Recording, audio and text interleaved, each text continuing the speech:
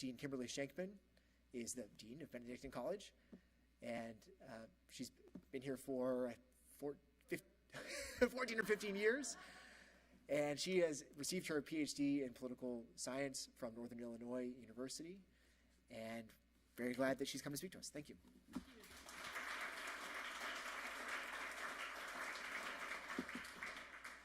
Okay, I consider it kind of a responsibility to be the last speaker because, you know, you need to get on the road, and so I should get to the point. But before I start getting to the point, would everyone like to just stand up for a minute? I'm kind of tired, yeah. Just kind of do your stretching kind of thing, and okay, whenever you're ready, we can sit down and get started. This might have been a mistake, but that's all right. So at any rate, I'm very, very pleased and grateful to you for attending this National Summit in Civics and Catholic Education. My talk is entitled The Urgency of Civic Education Today, so you can tell from the title. I believe this is a cultural moment that requires a renewed emphasis on civic education, and particularly on civic education that is grounded in the ultimate reality of our fundamental nature as children of God, and so an education that prepares students to grapple with the potential tension between faith commitment and civic duty, but also provides them with a deep understanding of true freedom and the dignity of each person, each of their fellow citizens. I don't think I need to spend a whole lot of time finding anecdotes to illustrate the fact that both our civic bonds and our educational system are under increasing stress. I think the fact that a major presidential candidate came within inches of being assassinated less than a month ago has the civic bond side covered pretty well.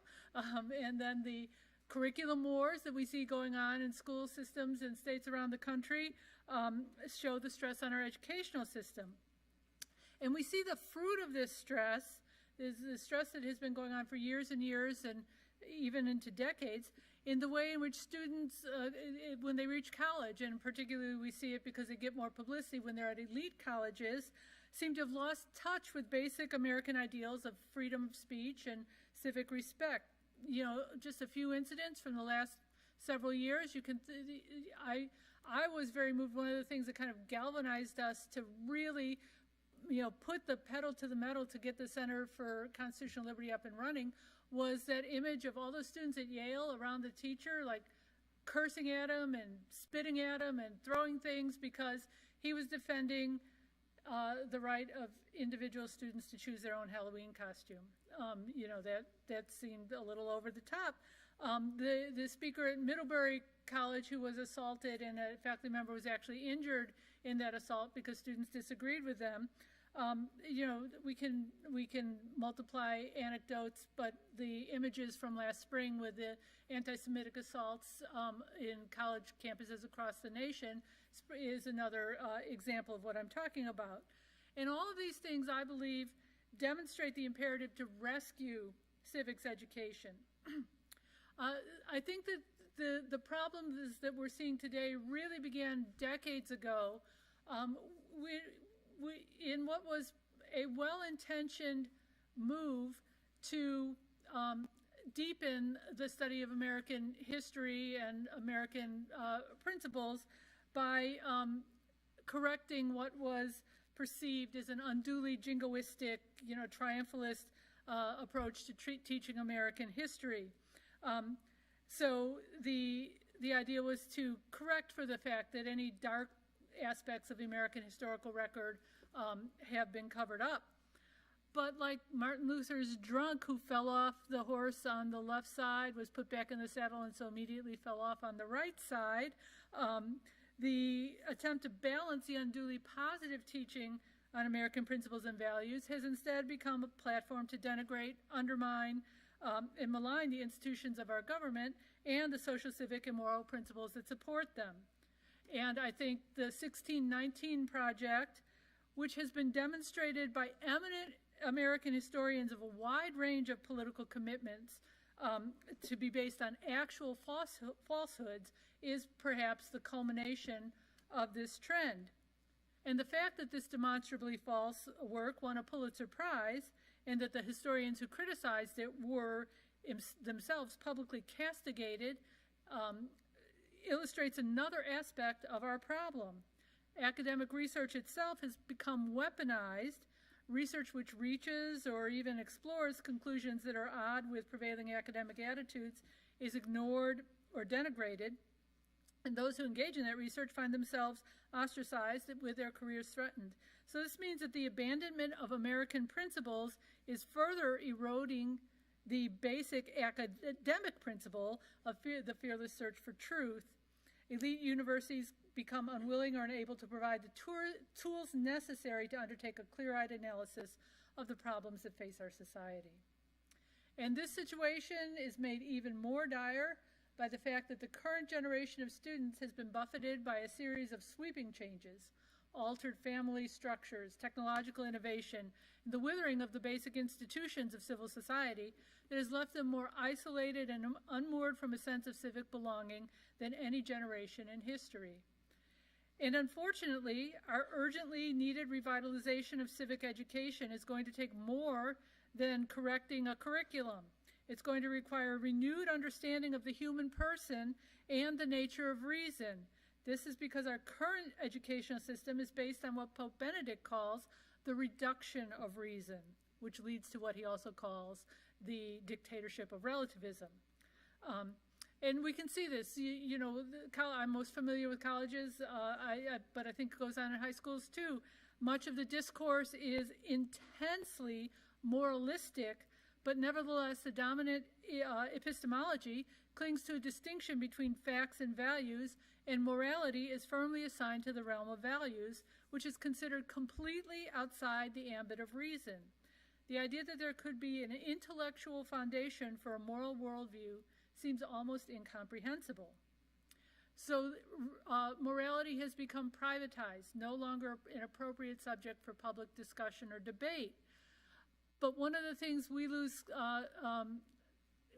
a sense of is how relatively recent this phenomenon of the privatization of morality really is in human history. As you're probably aware, Aristotle famously defined man as the political animal. What's really interesting is the reason that he gives for making this definition. So in book one of the Politics, he says man is the only animal that is supplied with logos, reason, the ability to discuss things.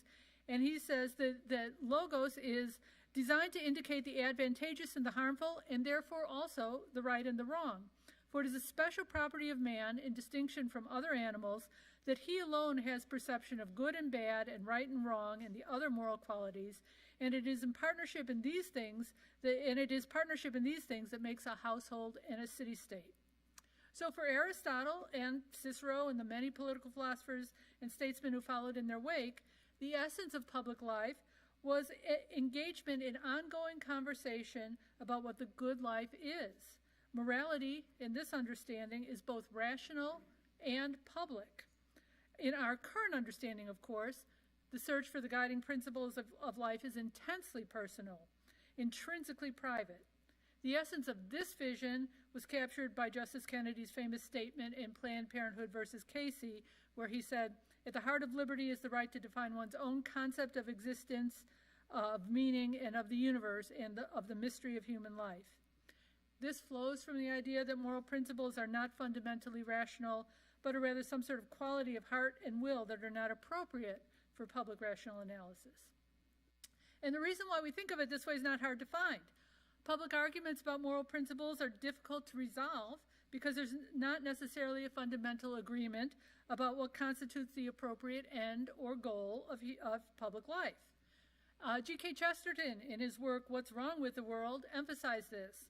He said, now in bodily ills, there's none of this difference about the ultimate ideal. The patient may or may not want quinine, but he certainly wants health.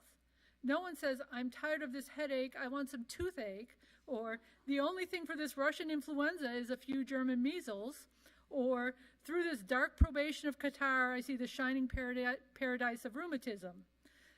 But exactly the whole difficulty in our public problems is that some men are aiming at cures which other men would regard as worse maladies, and are offering ultimate conditions as states of health which others would uncompromisingly call states of disease. And history, of course, has demonstrated that this inability to agree on what constitutes the healthy body politic can be a recipe for disaster. Think about the Guelph-Ghibelline conflict that ravaged Italy in the time of Dante, to the wars of religion that tore Europe apart in the 16th and 17th century. You can see that the search for an ultimate telos for society often took a bloody and violent turn. In post-Reformation England, the struggle was particularly intense and protracted. After the initial brutality occasioned by the formal extirpation of Catholic culture of the nation and the attempted forcible reimposition of it, there was subsequent bitter conflict presented by followers of different branches of Protestantism. Political and religious aims were mixed together, and each side viewed the motives of the other with hostility and suspicion. Virtually simultaneously, however, as Europe was plunged into turmoil and conflict in the realm of religion and politics, there was a tremendous flowering of insight and innovation in mathematics and the natural sciences. The discovery of calculus unfolded new worlds of explanatory power through mathematical description. The secrets of the laws of physics and the structure of the universe were being unfolded, and the mysterious workings of the human body were slowly revealing themselves. Thomas Hobbes looked at this situation and provided an answer. Turn politics into a science. Get rid of the quest for the common good, which people would inevitably disagree about. Instead, focus people entirely on their personal goals, in Hobbes' understanding, staying alive. So this solution to civic conflict was to privatize the ends of politics and focus it entirely on a discussion of means.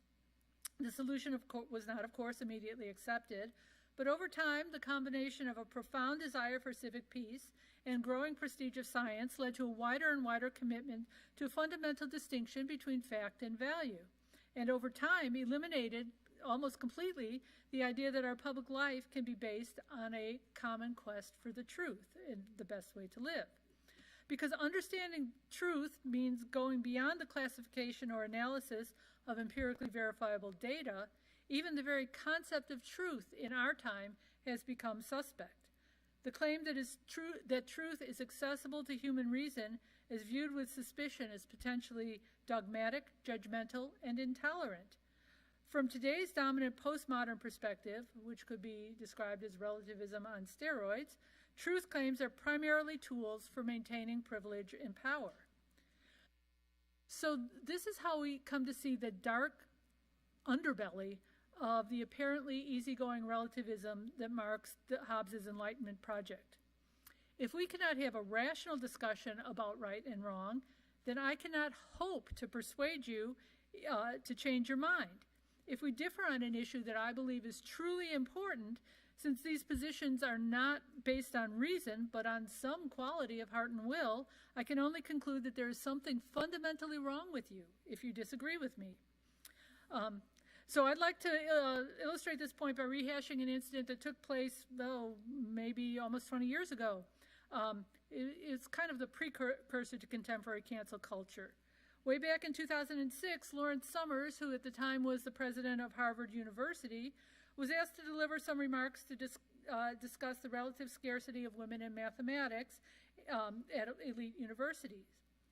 He unleashed a firestorm that eventually led to his resignation by indicating that one thing that might possibly explain part of the gender discrepancy among elite scientists could be some intrinsic difference in ability.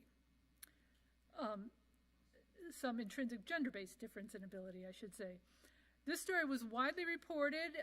One of the female scientists in attendance told the Boston Globe reporter that she had to leave the session because his remarks made her physically ill.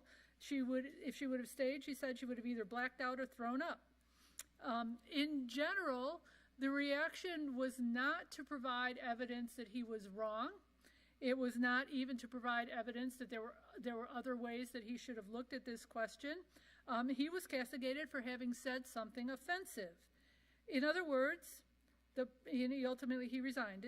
The president of the most prestigious university in the country, whose motto, veritas, truth, was pushed out of his job because he dared to raise the possibility of an unpopular answer to a significant question. So in this prevailing atmosphere, the response to a statement we find offensive is not the response of the classical tradition. Socrates would engage you in argument until you both fell over exhausted, but it's the response of Dr. Hopkins, you make me sick, you have no right to occupy a position of prestige and influence. So even as this option for tolerance is intended to open up the field of value by allowing each person to choose the values they embrace, in practice, the result is to radically limit the realm of public discourse, because ostracism and isolation, rather than rational engagement, are the penalties exacted for presenting a divergent view. The point then is that once we have come to see our fundamental beliefs as private and incommensurable, we lose the ability for rational engagement, and thus we likewise are more prone to be intolerant of those with whom we disagree. If we disagree in a fundamental matter about which there can be no rational resolution, resolution can only come through force or coercion. It's difficult to see what could result but mutual distrust and hatred. And this is the situation we find ourselves in. And to get out of it, we have to look back to the principles behind the principles of the American experiment to recapture the fuller and more accurate understanding of the human person which animated our founders. It was John Locke, not Thomas Hobbes, who was the Enlightenment thinker most influential on the American founders. And although he, like Hobbes, in his second treatise of government, was taken with a deductive scientific analysis of political life, he also, along with his colleague Algernon Sidney, who Kevin is doing research on, who was also a profound influence on the American regime, was a strong opponent of the Stuart monarchy's promulgation of the theory of divine right of kings. And so he wrote his first treatise on government was an extensive refutation of this doctrine of divine right of kings. And in this course of this refutation, he drew extensively on the thought of St. Robert Bellarmine. St. Robert Bellarmine was a dominant counter-Reformation thinker who brought the thought of Saints Augustine and Thomas Aquinas to bear on the political controversies of his day, applying Augustine's fundamental insight that all humans, regardless of social position, are inherently equal both in the positive sense, they are all equally the children of God, and in the negative sense, they are all equally sinners. And St. Thomas's notion of consent, at least implied consent, is an ineradicable element of legitimate government. These insights were what were fundamental to his years-long pamphlet war with King James I about the limits of monarchical authority. And although Locke and Sidney did not necessarily embrace Bellarmine's conclusions, and certainly did not embrace his concept, the papal authority was the means of limiting monarchs, they nonetheless passed on his fundamental arguments in a way that was more accessible to the largely Protestant founding generation. They essentially orange-washed St. Robert Bellarmine's ideas by transmitting the ideas while kind of stripping away the citations to the Catholic thinkers who were the source of them. Thus, the Declaration of then Thomas Jefferson, you may be aware of the fact that Thomas Jefferson once told a friend of his that the Declaration of Independence was not something original to me. It was a compilation of the basic thought of the time, based on the thought of Aristotle, Cicero, Locke, and Sidney. And so I think we can see here that the Declaration of Independence should not be read as purely an Enlightenment document, but rather one that synthesized the tradition of political thought up to that time. And the principles of the Declaration are the foundational principles of the American regime, as we all know, but the principles are not self-executing, and they contain within themselves a massive tension that cannot be resolved, but must be the fulcrum on which a civics education in America is based. So we're all familiar with the stirring second paragraph of the Declaration. We hold these truths to be self-evident, that all men are created equal, that they are endowed by their Creator with certain inalienable rights, that to secure these rights, governments are instituted among men, deriving their just powers from the consent of the governed. So the Declaration calls human equality self-evident. The definition of what it means for something to be self-evident is that the truth of the proposition is contained in its definition. So there's something about the definition of man that leads to human equality. So then if we go back and look at this definition of man as the rational animal, that means that the distinctively human capacity of rationality, combination of reason, will, and desire that no other animal shares, but all human beings share, is what leads to equality. And so that means that human equality has three dimensions. There's a psychological dimension. Because we have these particular faculties, we are all capable of identifying the ends that we are going to pursue. It has a moral dimension. Because we all can generate generate our ends, no one has the right to use another human being merely as a means to their own end. There's nothing wrong about riding a horse, but you can't jump up on the shoulders of a person and tell them, take you to St. Joe or something, right? And then finally, there's a political dimension that no one has the right to rule over another person without that person's consent. So these three dimensions show that the tree of equality has two branches. We have equality of rights. We are all equally rights bearers who choose the ends of our lives, and equality of voice. No government by consent. The problem is, the purpose of government is to protect individual rights, but the only form of just government is government based on consent. So the problem is that what if, as we've seen throughout history, what if the only thing a majority will consent to is to violate the rights of a minority? What do you do then? And the American founders faced this problem in a particularly obvious and brutal way with slavery in their midst. And so this was clear that this had been a problem that all previous democratic governments had foundered on, and it was a problem that the Americans were going to have to grapple with. So I'd say that if you were going to look back over the course of human history, you would have one clear message: freedom isn't easy. And the American founders learned that in spades. Scholars and political leaders from the time of Plato have been trying to develop ways to safeguard individual liberty while providing for the general welfare of the community, and throughout most of history they failed. So that's why in 1787,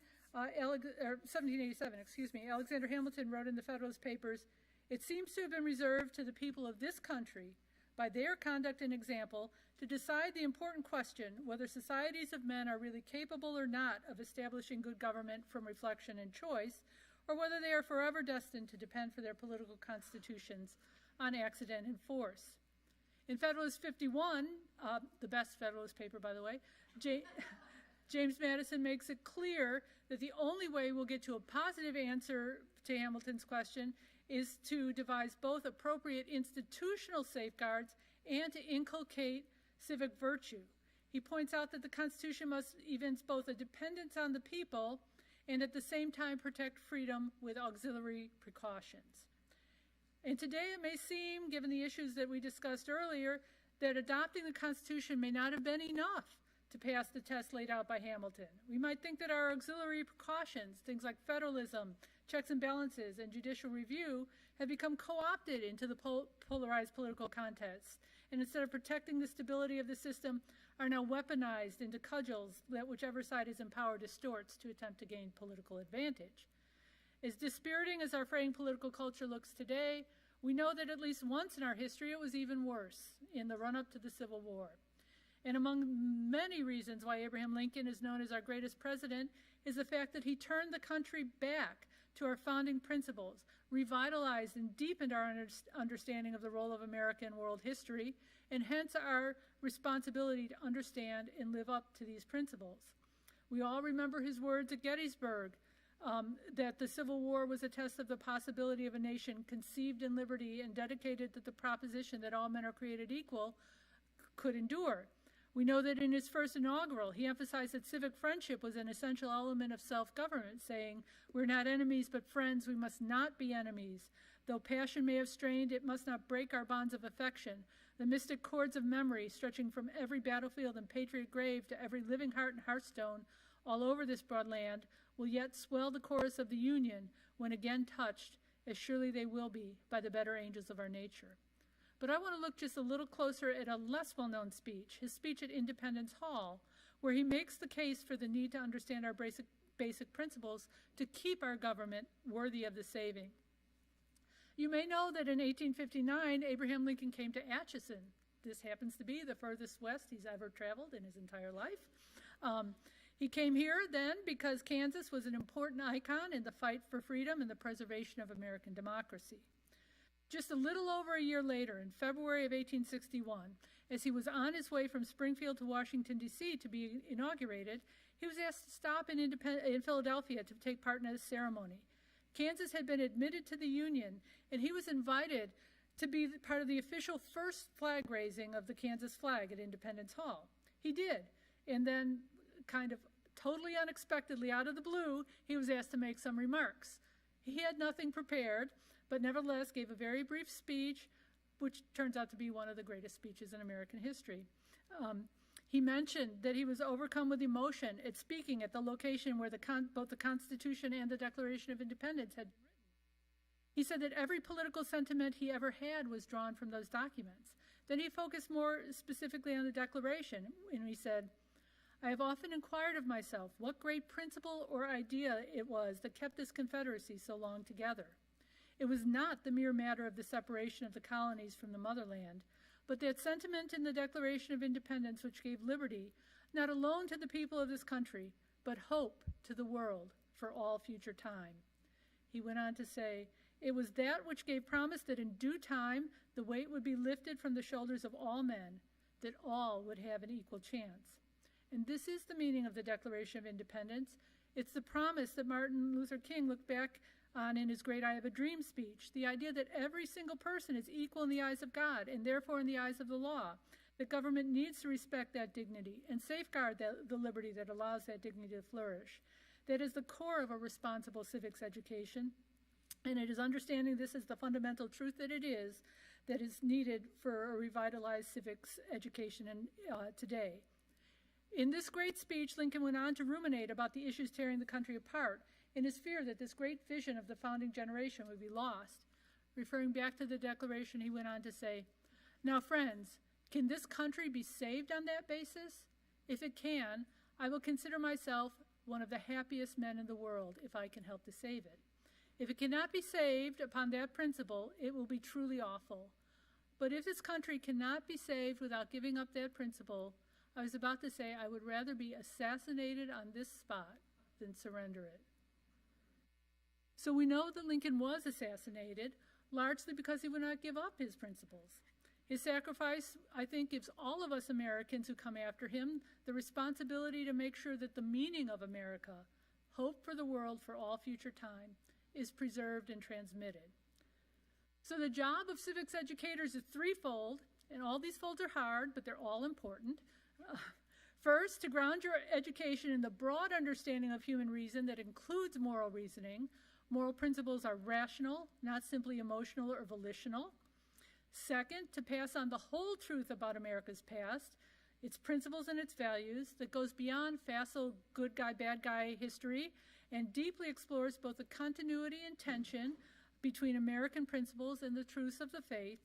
For as James Madison once said, before any man can be considered as a member of civil society, he must be considered as a subject of the governor of the universe.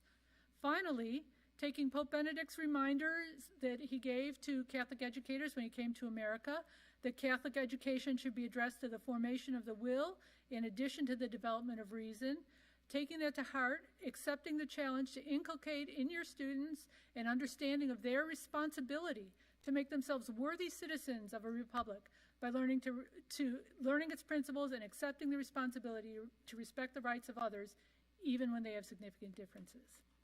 This obviously is a very hard job, but in a very real way, the fate of our country and maybe of the world, it depends on getting it right.